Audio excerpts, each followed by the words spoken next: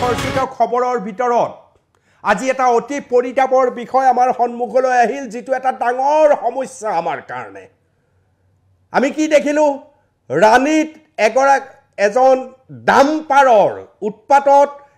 এটা 19 বছৰীয়া ল'ৰা নিখে হৈ গ'ল এটা কিশোৰ নিখে হৈ গ'ল আজিৰ ঘটনা এয়া আৰু এই ডাম্পাৰৰ সন্তাসে সমগ্ৰ অসমত ভয়ংকৰ পৰিস্থিতিৰ সৃষ্টি কৰিছে মই ফুল স্ক্ৰিনত আপোনালোকক ডাম্পাৰৰ কাহিনী সমু ভাষাত দিছো চাই লওক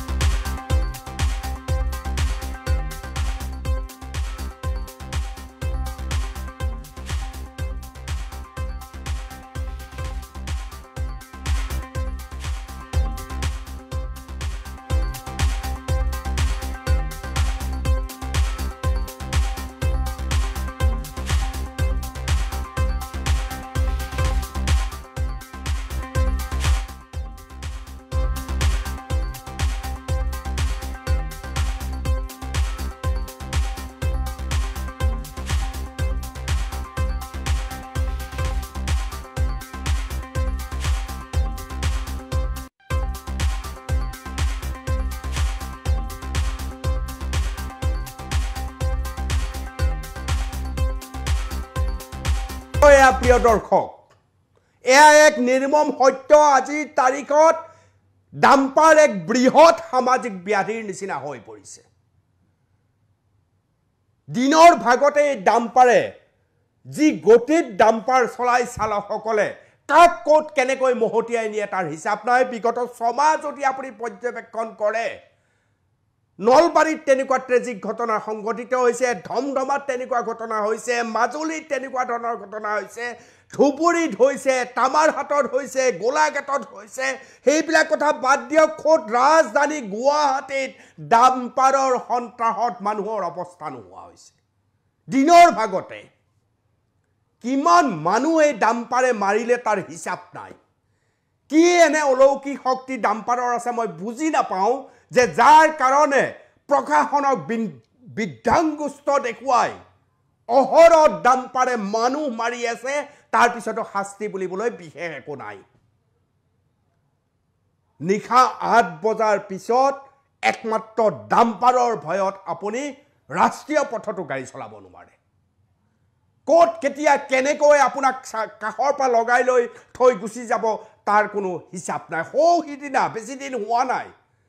মাজুলীত চাইকেল চলাই অহা 5 বছৰীয়া ল'ৰা এটা চাইকেলৰ সন্মুখত বহুৱাই লৈ আহিছিল ডাম্পাৰে পিছফালৰ পৰা নিমিষতে শেষ কৰি দিলে সিদিনা ওদালগুৰিত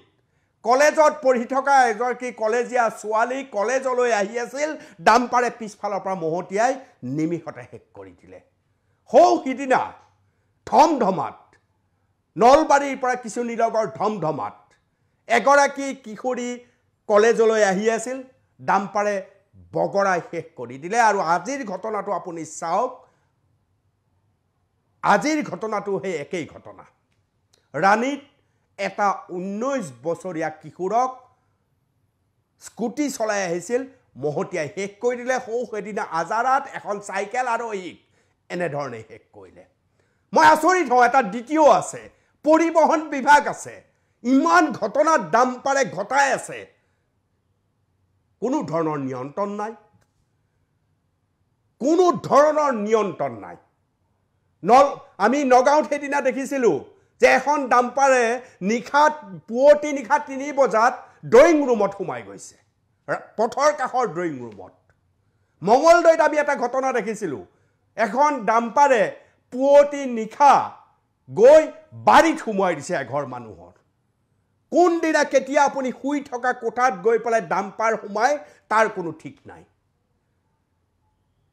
আনলিমিটেড স্পীড কেনেকৈ সম্ভৱ